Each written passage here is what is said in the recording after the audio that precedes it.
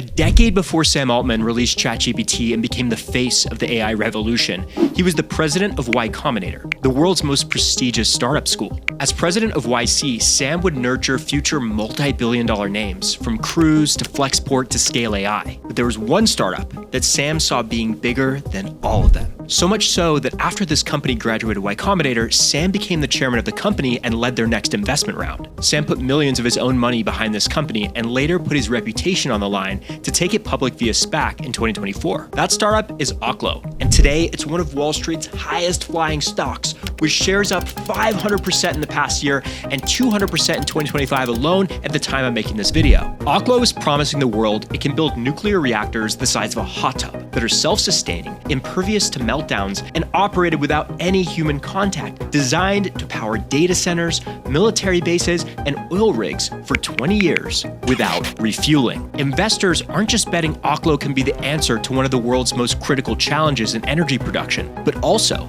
the key to the future of artificial intelligence. Sam knew all those years ago that there couldn't be abundant AI without abundant energy. And now that AI is in our hands and the potential and scale is clear, he couldn't have been more correct. Tech giants like OpenAI are hitting a wall they'll pay any price to break through. There simply is not enough clean, reliable power to run the AI revolution. According to McKinsey, data centers already make up 5% of US energy demand, a share that will nearly triple to 12% by 2030. But saying Oklo is far from achieving its lofty goals is an understatement. It hasn't made any money, built a product, or even been approved to build that product. So can this pre-revenue startup transform two of the world's most important markets? Or is this just the latest overhyped energy stock heading for the same graveyard as Enron or Chesapeake? Subscribe to my channel now if you find it interesting.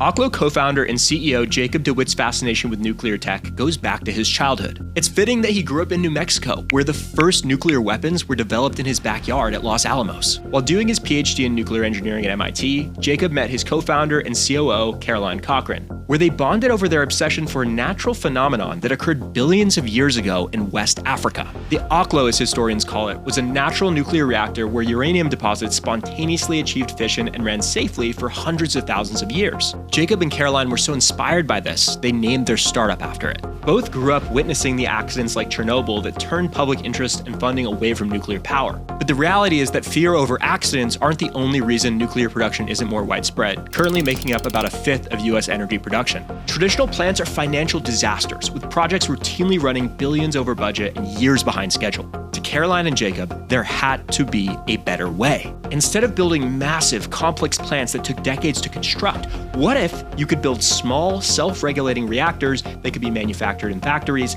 and deployed anywhere?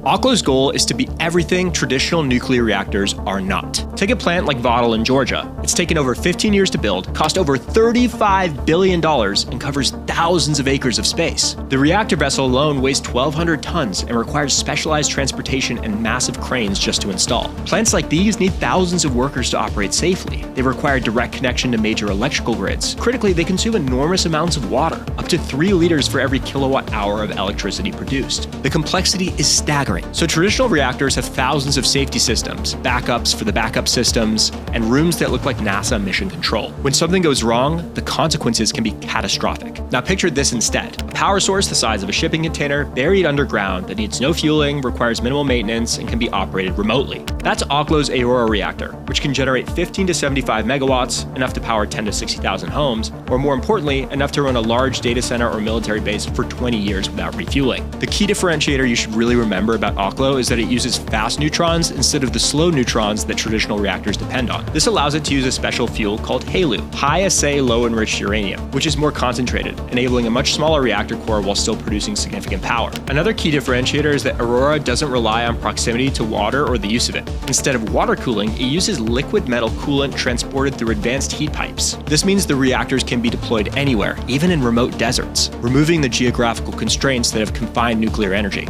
Now, of course, none of this matters unless Oklo's reactors can be safe. Traditional nuclear safety relies on active systems, pumps, valves, backup generators, and even human operators making split-second judgment calls. Aurora's safety, on the other hand, is passive, relying on the laws of physics to regulate it. If the reactor starts to overheat, the metal core naturally expands. When this happens, more neutrons leak out, which automatically slows down the nuclear reaction. It's like having a thermostat built into the physics of the reactor, meaning it literally cannot melt down if it overheats. Now, this passive safety concept is nothing new to the nuclear energy world. Back in 1986, scientists at Idaho National Laboratory put this theory to the ultimate test by deliberately sabotaging the safety systems, and the reactor successfully shut itself down. This explains the company's location choice for its first reactor, which will be built at Idaho National Laboratory, and they aim for it to be operational by 2027. But before I move on from the technology, what about nuclear waste? Traditional nuclear plants are not emissionless. They emit radioactive material that stays dangerous for thousands of years. The US has about 90,000 tons of nuclear waste sitting in storage with nowhere to put it. Oklo plans for its reactors to actually consume that waste as fuel, turning a massive liability into an energy source. All these factors make Oklo's technology look nothing short of a miracle. But the business model behind Oklo is different from any nuclear company that's come before it.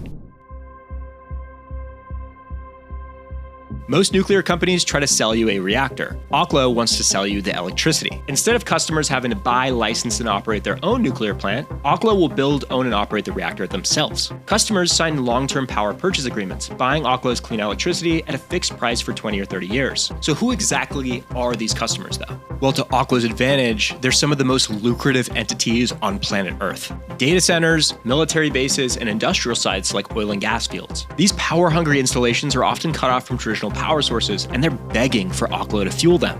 So far, Oklo has inked purchase agreements of over 14 gigawatts, the same power output generated by 14 traditional nuclear plants. Early customers include data center operator Switch, oil and gas giant Diamondback Energy, and even the United States Air Force, who awarded Oklo a contract to power the highly remote Eielson Air Force Base in Alaska. Now, this is purely theoretical, but I did a little bit of an experiment putting together the numbers to see how Oklo could execute on the demand they've garnered so far. A 50 megawatt Aurora reactor running continuously at about 80% capacity could generate around 350,000 megawatt hours per year. Oklo is aiming to sell its electricity between $80 and $130 per megawatt hour. So let's say at $100 per megawatt hour, a single reactor can generate $700 million in revenue over a 20-year lifespan. Now, when we consider Oklo has signed on 14,000 megawatts from potential customers, that's 280 50 megawatt reactors to fulfill the power. If Oklo could get all those reactors up and running, that's $9.8 billion in annual revenue and $200 billion in total revenue over 20 years. Again, this is all conjecture, but Oklo's multi-billion-dollar market cap reflects investors' beliefs that it can capture even a percentage of those deals it signed. Let's be real though, demand is not the risk that Oklo faces with its business. For all of Oklo's technological promise and frothy stock charts, there's one sobering reality. They were rejected by the Nuclear Regulatory Commission, the federal agency that must greenlight any reactor built in the United States. In January 2022, the agency denied Oklo's application for a combined construction and operating license, citing that the company repeatedly failed to submit substantive technical information. Oklo has since re-engaged with the NRC, and it's about to submit a new proposal, but there's no guarantee of approval. The regulatory path for advanced reactors is uncharted territory, especially when you consider the NRC was designed to evaluate traditional light water reactors, not the fast reactors that Oklo is developing. That being said, increasing nuclear production is a bipartisan priority for American lawmakers. Biden's Inflation Reduction Act included billions in incentives for it. And more recently, the Trump administration has signaled major support for nuclear energy. On May 23, 2025, Trump signed several executive orders related to nuclear power, including one that directs the NRC to reduce regulatory burdens and expedite licensing. Being in the most regulated industry on planet Earth isn't Oklo's only problem, though. Actually building and proving this technology works will take years. It's targeting late 2027 to have its first reactor at Idaho National Laboratory up and running, and it's skipping the prototype phase, hoping to go straight to a commercial reactor at this site. Another major question mark is where is the HALEU fuel that Oklo needs to run its reactors going to come from? The US Department of Energy has made conditional commitments to provide this fuel, but the infrastructure to produce it at scale is still very unknown. To use an analogy, Oklo is building a car that it wants to put on the road the minute it rolls off the line, and it's hoping the government can come up with the gas for it. I also need to point out the competitive landscape because Oklo is not the only company racing to develop nuclear energy. NuScale Power is also a public company with a similar market cap to Oklo. It already has NRC approval for its small modular reactors, which use the more traditional light water reactor design, and has 12 units in production with 2030 earmarked for an operational reactor. There's also TerraPower, a private nuclear company backed by Bill Gates, which is trying to build build much larger 300 megawatt modules. Similar to Oklo, it uses the same fast reactor design powered by HALEU fuel and hasn't received NRC approval for it. It's a bit like comparing apples to oranges though, because both TerraPower and NuScale have a different business model than Oklo. They are trying to sell power to major grids that are serving massive cities. Oklo's mini reactor design is unique to them alone, and their focus on powering specific remote commercial sites underserved by traditional power grids is a completely different strategy from competitors. There's an argument to be made that Oklo could move faster by working with private industry because there's less red tape and the product can be more standardized and rolled out faster. The performance of Oklo stock to date is a reflection of this high-risk, one-of-a-kind technology and business strategy they're claiming they can execute on. Hype is hard to sustain, and one question I have is how patient can investors really be when there are overruns, delays, regulatory approvals? I mean, these things are just standard to the nuclear industry, and Oklo can't escape them. It'll no doubt take a decade or more for Oklo to truly prove this business has legs from a fundamentals perspective.